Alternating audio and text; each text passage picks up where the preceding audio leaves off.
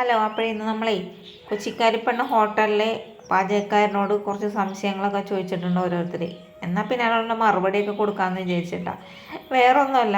ആദ്യത്തെ ചോദ്യം, ചേച്ചി ഈ കടയൊക്കെ നടത്തുന്നതിൻ്റെ ഇടയിൽ ചേച്ചിക്ക് എങ്ങനെ വീഡിയോ എടുക്കാനും അത് ഒരു 7:30 മണിയാകുമ്പോഴൊക്കെ ചേച്ചി അപ്ലോഡ് ചെയ്യാറുണ്ടല്ലോ, അതിനൊക്കെ എവിടെ സമയം കിട്ടുന്നു എന്നാണ് ആദ്യത്തെ ചോദ്യം. രാവിലത്തെ ബ്രേക്ക്ഫാസ്റ്റിൻ്റെ കറികളൊക്കെയാണ് ഉണ്ടാക്കാനായിട്ട് എൻ്റെ മനസ്സിലേക്ക് തോന്നണമെങ്കിൽ, അതായത് ചേട്ടനാണ് മിക്കപ്പോഴും ഉണ്ടാക്കണത്, പിന്നെ വീഡിയോ എടുക്കണമെന്ന് തോന്നുമ്പോൾ നമുക്കേറെ ഉണ്ടാക്കണ്ടാവുമല്ലോ. അപ്പോൾ അങ്ങനെയാണ് ചെയ്യണമെന്നുണ്ടെങ്കിൽ ഞാൻ ഇച്ചിരി നേരത്തെ ചെന്നിട്ട് വീഡിയോ എടുക്കും.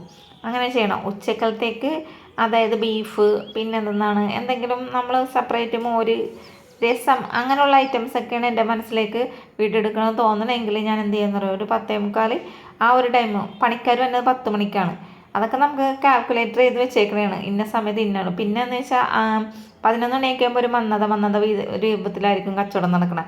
ആ ഒരു ടൈമിലൊക്കെ ഞാൻ എൻ്റെ അനിയത്തിൻ്റെ ഫ്രണ്ടിലേക്ക് നിർത്തിയിട്ട് ഞാൻ പറയും, ഞാൻ ഇന്നത് വീഡിയോ എടുത്തിട്ട് വെക്കം വരാം, നീ ഒന്ന് ചെയ്യാം. അപ്പോൾ ആ ടൈമിൽ അടുക്കളയൊക്കെ മൊത്തത്തിലെല്ലാം വാരിക്കോട്ടെ സത്യം പറഞ്ഞാൽ.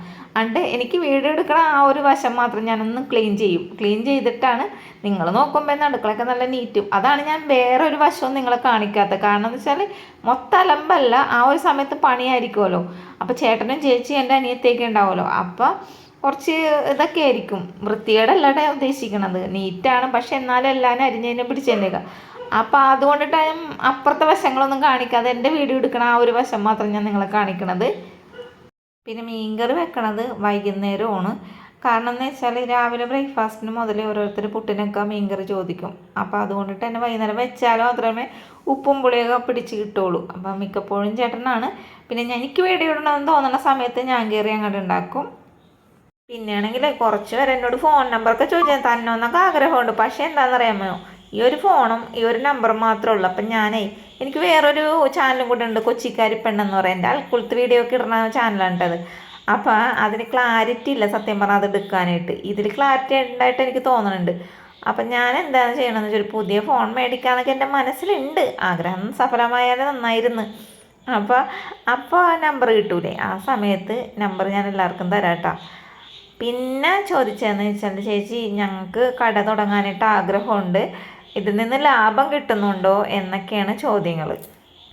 ലാഭം കിട്ടാത്ത പണിക്ക് നമ്മൾ പോകൂലല്ലോ. പിന്നെ ഒരു കാര്യം, നമുക്ക് ലാഭം വേണമെന്നുണ്ടെങ്കിൽ, കട മുന്നോട്ട് കൊണ്ടുപോകണമെന്നുണ്ടെങ്കിലും നമ്മൾ ഒറ്റയ്ക്ക് ചെയ്യണമെന്നുള്ളത്, പാർട്ണറായിട്ട് ചെയ്യാതിരിക്കണേന്ന് നല്ലതെന്ന് വെച്ചാൽ കുറച്ച് ദിവസം കഴിയുമ്പോൾ അവൾ ഇത് ചെയ്തില്ലല്ലോ, നീ അവിടെ പോയില്ലല്ലോ, ഇവിടെ പോയില്ലല്ലോ എന്നൊക്കെയുള്ള ചോദ്യങ്ങൾ വരും.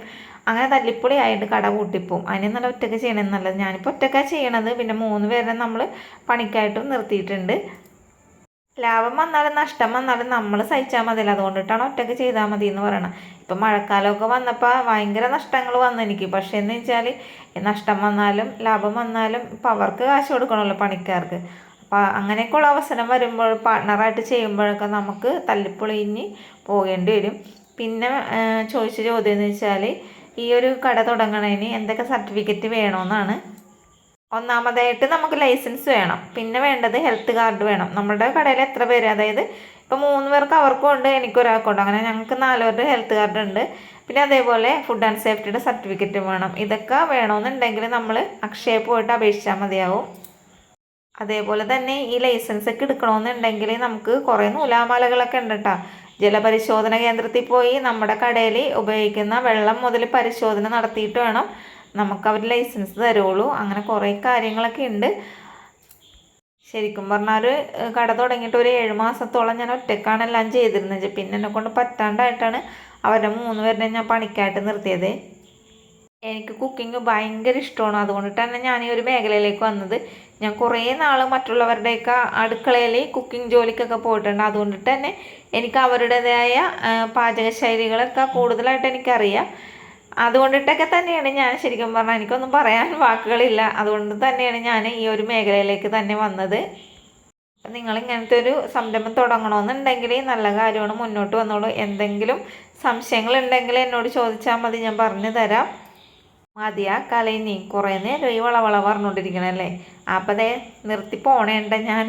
ഇത്ര നേരം നമ്മുടെ വീഡിയോ കണ്ടേനെ. ടാങ്ക് ഉണ്ട് കേട്ടോ.